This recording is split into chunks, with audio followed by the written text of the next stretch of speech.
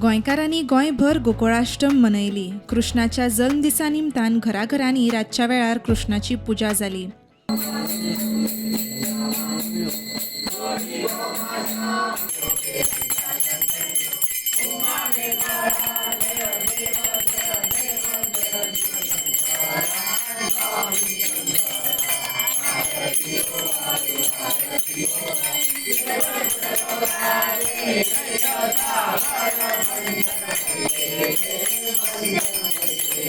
भुरग्यांनी कृष्णाच्या बेसान व्हडा उमेदीन दही अंडी फोडली.